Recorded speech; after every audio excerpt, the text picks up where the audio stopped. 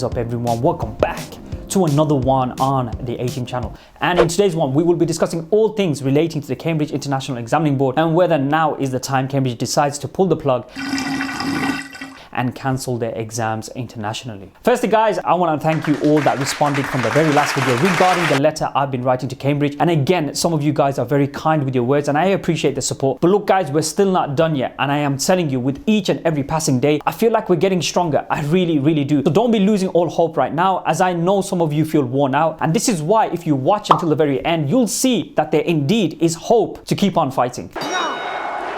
The one thing that I've noticed about you international students is, boy, you guys are one determined group, and it doesn't matter where you're from, there seems to be a solidarity between all of you for this one outcome. It's kind of nice to see.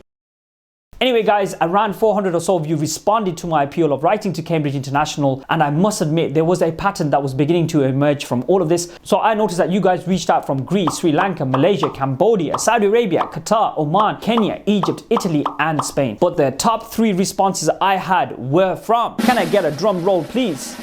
At number 3 it was India. In at number 2 came Pakistan. And finally, in at number 1 was none other than Bangladesh. Again, well done to all of you guys that responded, and especially those of you from Daffodil International School, Kids Campus and Mastermind School. I'm not going to lie, some of those names I found pretty amusing. I mean, Boston World School, International Classic. But anyway guys, it's much appreciated, and guess what? Even though I'm crazy busy, as I have my own students here to look out for and sort their grades out with their exams being cancelled, I did manage to finish that letter, which you can all check out down below. And also, this letter has now finally been submitted to Cambridge International, along with a list of your school names that you guys submitted. So the board really is back in Cambridge's end of the court. So here's an update. On the 16th of March, the government in Bangladesh announced that it has requested the Cambridge International Board to not host its exams, as there has been a recent surge of COVID cases over there. So remember, from all of those conversations that I had with Cambridge, this should now mean that exams are cancelled in Bangladesh. Edged and gone! So that's a huge moral victory for you guys out there. Even though that's not the overall outcome that you guys would have wanted, you know, with exams being cancelled everywhere, let's not forget that this is another stepping stone to getting to that final outcome. So that's a huge victory for the cancelled CIE Exams 2021 campaign. And let's not forget the students from Bangladesh were the ones that responded in their numbers in this very appeal. Look, I'm not saying that my letter made a huge impact, but all of this energy that we've been compounding together, something tells me that you can't outright dismiss that impact. And also, have you guys noticed the top 3 places that responded amongst some of the others too? Well, they all seem to be from a similar region, like the Arab world, some parts of Africa, and especially the Southern Asia. I seem to think the dynamics of these places to hold adequate online learning has been compromised, and not to mention most students in these regions have not returned back to school since March of 2020. That's an entire year without schooling. And look, I was speaking to one of the students that we tutor here at Ateam Academy, who's actually from the UAE. He was saying his online learning happens sometimes when the school feels like it and doesn't happen at other times, but the exams, well, they're happening, of course. Come on Cambridge, get a whiff of your own.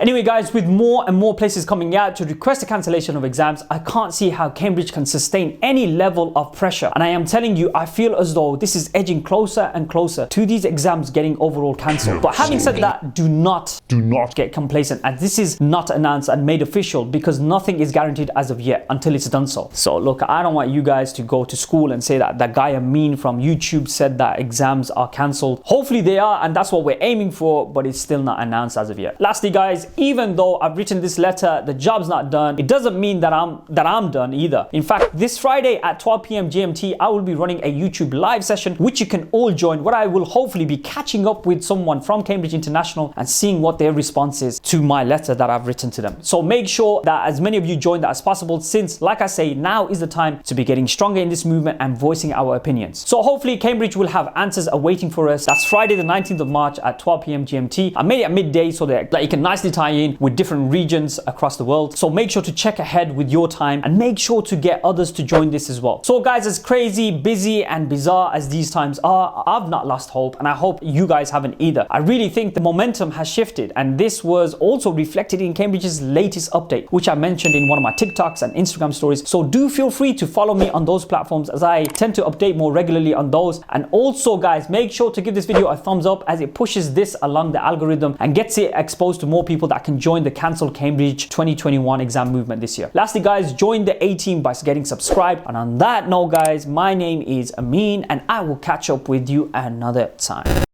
May I also remind you that many of these international students also happen to come from low socio-economical backgrounds and are currently experiencing high level of anxiety upon discussing the issues with myself and staff members. My point being, how does Cambridge possibly justify this position that exams will be the fairest outcome for all when the learning in the last year has so drastically derailed off track, and that these young students are desperately seeking avenues to express themselves to their schools, colleges and governments, but it's falling upon deaf ears. In some places, schools and teachers are not able to even cover the entirety of the designated specifications. How does Cambridge International justify this decision in 2021 to pursue the running of its exams? Having this double standard approach where exams are cancelled in one region or placing the onus on a school or local government really does not shift the responsibility of an examining body like Cambridge. It needs to lose its short-sightedness and shifting its own responsibility onto other parties, which very well can feel the pressure of this reputable organization. I therefore urge you on behalf of many students across the globe whose future lives and livelihood revolve around these examinations to simply cancel the Cambridge International exams. If this remains unchanged, it will have an adverse and detrimental effect on so many students who are currently placing all their trust in your institution. Kind regards, Amin Mia.